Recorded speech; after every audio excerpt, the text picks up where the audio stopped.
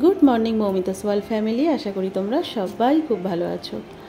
আজকে সকাল সকাল অমল দিতে চলে এসেছে আমার 3টে অর্ডার। তুমি দেখেছো? হ্যাঁ হ্যাঁ হ্যাঁ দেখছো? হ্যাঁ হ্যাঁ, থ্যাংক ইউ। দেখো সময় পেলে। হ্যাঁ তো ব্লগে প্রায় অমলকে আমি দেখাই, সেই জন্য একদিন ওর সাথে শেয়ার করলাম যে আমার ব্লগের চ্যানেলে তোমাকে আমি তো দেখাই, তো তুমি ব্লগগুলো দেখতে পারো। তো ওকে হোয়াটসঅ্যাপে আমি পাঠিয়েছিলাম।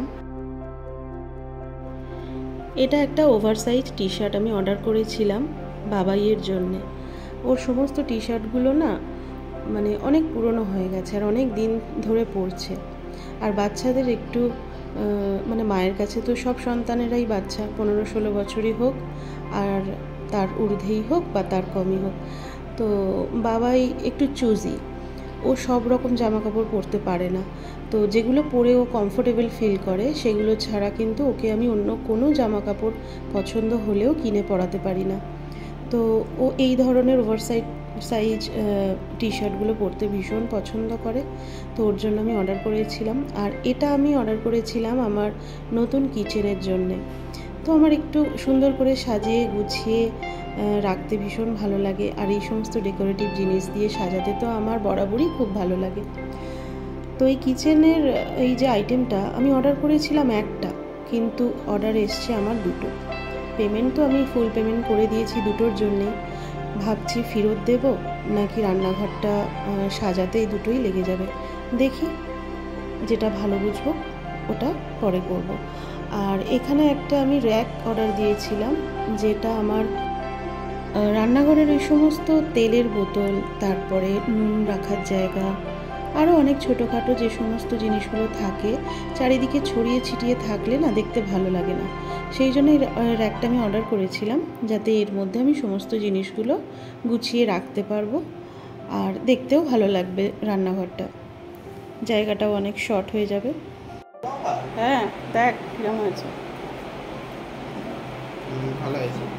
দেখ ভালো দেখতে। এদিকে কর, তোর গায়ে গায়ে ইয়ে কর। পরে পুরো ঠিক আছে, পারফেক্ট। পছন্দ হয়েছে? আমি দেখেছিলাম, ভালো লাগে। Over size. হ্যাঁ, ছবিটার জন্য আরো ভালো লাগে। ভালো লাগছে? হ্যাঁ, আমি অনেক দেখে দেখলাম ছবিটা বেশ ভালো এটা। আজকে বৃহস্পতিবার, ঘরটর মুছে টুছে বাসন মেজে চান করে কাচা ধোয়া করে আমি ঠাকুরটা পুজো করে নিলাম। ওহ, স্বস্তি হলো। বৃষ্টির সময়টা পুজো করছিলাম, তাই ক্যাপচার করতে পারিনি। এখনো হচ্ছে ঝিরঝির করে।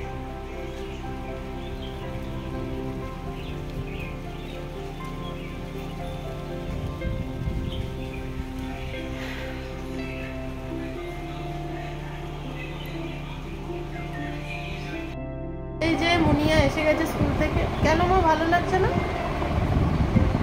আজকে আবার ডান্স ক্লাস আছে। যাবো না, পরীক্ষা আছে কালকে। কি পরীক্ষা? কম্পিউটার আর হিস্ট্রি। যেতে পারবি না? স্কুলে যাওয়া থেকে ফেরা পর্যন্ত যা কিছু হয় মুনিয়া আগে আমাকে এসে সব কিছু শেয়ার করে, তারপর ও চান খাওয়া দাওয়া করে।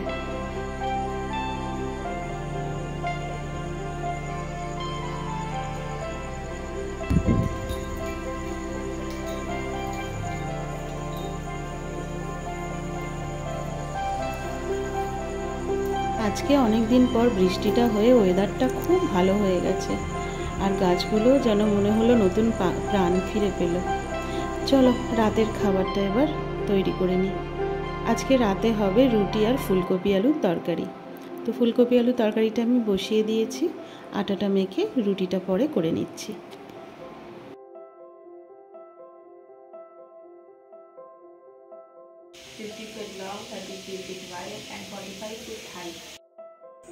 এখন বাজে 9:30 আর এখন একটু ফুলকপির তরকারি করছি। রাত্রিরে রুটি দিয়ে খাওয়া হবে, রুটিটা করব। আর মুনিয়ার 2টো করে এক্সাম হচ্ছে স্কুলে, আজকে 2টো হয়েছে, আবার কালকে 2টো আছে। আজকে তো ডান্স ক্লাসে ও যেতে পারলো না, কারণ 6:30 থেকে ডান্স ক্লাস হলে 7:30 8:30 পর্যন্ত হবে। তারপরে এসে দুটো সাবজেক্টের পড়া করা ওর পক্ষে সম্ভব নয়, সেই জন্য আজকে ক্লাসটাকে অফ রাখতে হলো। আর অনেকেই আসেনি, মাত্র 2 জন এসছে স্যারের গ্রুপ দেখে যেটা মনে হলো।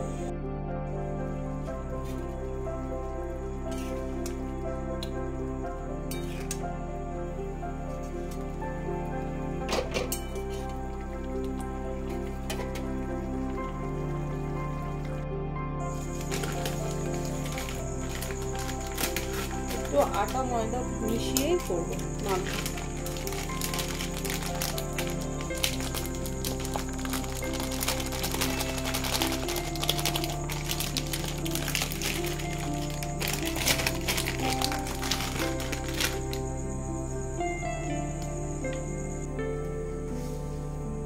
কিছু যদি বিরক্তিকর কাজ থাকে না, আমার জীবনের সব থেকে বিরক্তিকর কাজ হচ্ছে এই আটা মাখা আর মশারি টাঙানো।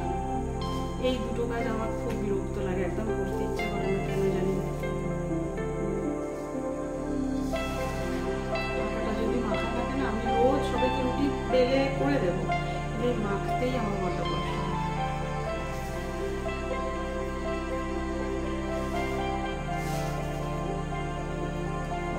আমি এরপর যখন মশারি খাটিয়ে আমি শোয়াবো, আমি তো কিছুতেই মশারি টাঙাতে চাইতাম না, আর আমার বর মশারি ছাড়া একদম শুধুই না। আমি কি করতাম, আমি আমার দিকে একটু টাঙিয়ে নিতাম আর বলতাম আমার দিকে একটু টাঙিয়ে। আর এখন তো মশারি টশারির ওসব কোনো বালাই নেই, পাট চুকে গেছে। এখন কোনো বাড়িতেই কেউ অত মশারি টাঙায় না, খুব বয়স্ক মানুষ ছাড়া। আমার বাবা কিন্তু মশারি ছাড়া একদম থাকে না।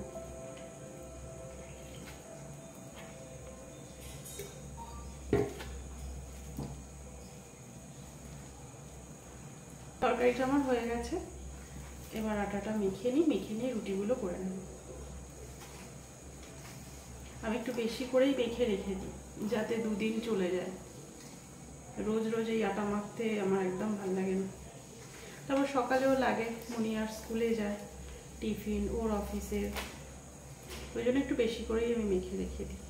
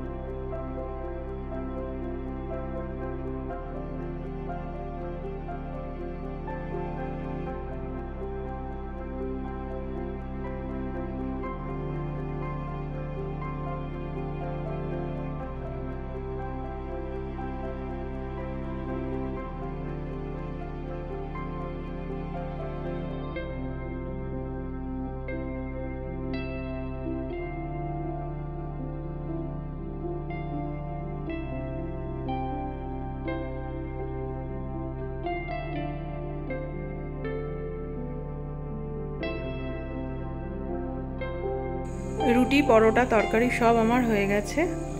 এবার চলো খাবারটা দিয়ে দিই। বারবার এই লাইটটা কেন অফ হয়ে যাচ্ছে কি জানি, লুজ কানেকশন হচ্ছে মনে হয়। এই যে ফুলকপি আলুর তরকারি, ওদিকে রুটি আর কি ঘিয়ে ভেজে দিয়েছি বাবাইকে, আর এখানে হচ্ছে আমাদের সব রুটি। চলো আজকের ব্লগটা এখানেই শেষ করছি, আশা করি তোমাদের ভালো লেগেছে।